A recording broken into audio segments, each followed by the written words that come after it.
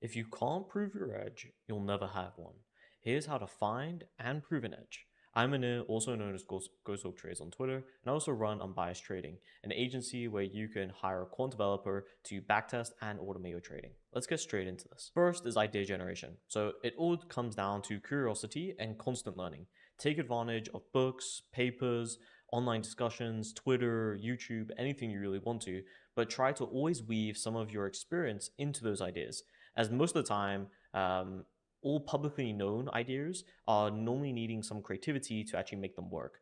This was said by Ernest Chan, has also been from my experience as well, is pretty much anything I find, whether it be Robert Caraveras, like Futures book, a lot of those ideas are really good in a starting place and like a template almost. And then you add something based on your own experience or based on testing it, of what you think could make it even better. A lot of this comes down to, at least in my opinion, knowing the strategy types. So there's things you normally want to add to, trending strategies, mean reversion strategies, and those give you ideas of what to add, whether it be indicator, rules, risk management techniques, things like that. Two is rigorous testing. So this comes down into a couple parts. So obviously you have quantification. So this is where you're formalizing your trading idea into a well-defined, quantifiable strategy with clear entry and exit rules. Two, which is historical backtesting. So this is evaluating the strategy's performance on historical data. So you're analyzing metrics like win rate, average win or loss, size, Sharpe ratio, things like that. And you're normally wanting to do this with code. You can sometimes do a sample test, which means you're just manually testing 30, for example, trades. And that can be really easily done via Excel, Google Sheets, things like that. But then when you get into proper backtesting, you want to be using code to be able to go, 5, 10 years of historical data. Then you also want to do robustness checks, and we'll also touch on this in a bit. This is pretty much just ensuring the strategy isn't overly sensitive to either market conditions, parameter values, or there isn't like data issues. So you're going to employ techniques like Monte Carlo simulations, walk forward optimization to assess the robustness of the actual strategy. Then you want to check for biases. So you want to scrutinize your backtesting process for potential biases, whether it be look ahead bias, selection bias, or things like that. And knowing each bias is really important as well, because even if you don't necessarily apply it to your particular strategy, like it's not suffering from that bias, understanding the bias will allow you to most of the time deviate from it and not actually, succumb to that bias. Lastly, you want to do forward testing. So this is just live market application. So you're testing either a strategy in sim or on very small size on live market data and seeing how it performs compared to the backtest and your robustness checks, for example. Now, a lot of this takes time, and 90% of traders don't take it seriously at all. But to find solid edges that can actually be deployed on live markets and that hold up based on your backtests, all this stuff is really needed, at least in my experience. Next is sample size. So as Jim Simon says, one anomaly can seem random. However, if you have enough data, you can tell it is not. This goes back to the core principle of trading, which is statistical significance and the law of large numbers. So ensure your historical sample is large enough to draw statistically significant conclusions.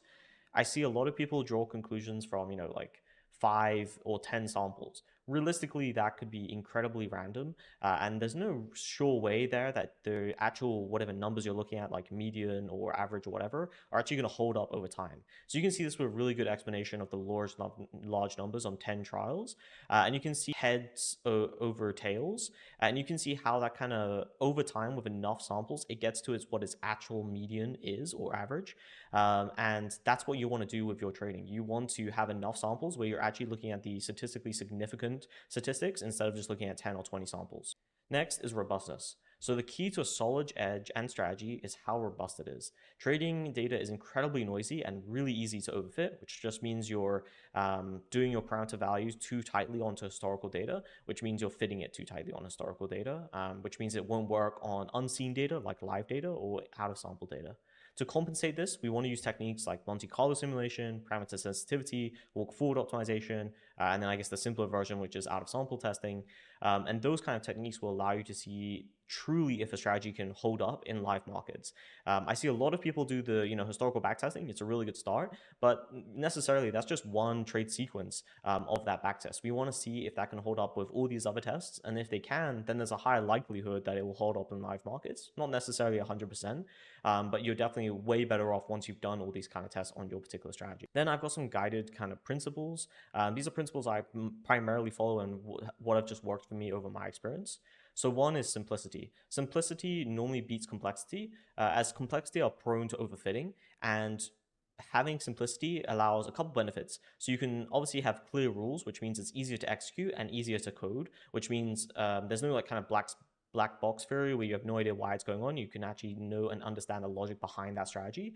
And then obviously, yes, it's way less prone to overfitting because it is more simple. Next, you want realistic backtesting. So incorporate realistic trading costs, whether that be commissions, slippage, locates, anything like that, and really consider also the impact of your strategy on market prices. This is more applicable if you're trading more size, but let's say you're trying to compound a strategy over time, that at some point that compounding is actually not going to be realistic because the size of that execution, whether that be on SPY or whatever market you're trading, is actually going to be so great that it's causing extra slippage, which means your order fills are going to be way worse, which means your edge is probably going to be decaying because of that large size. That's not always true, but for the most part it is.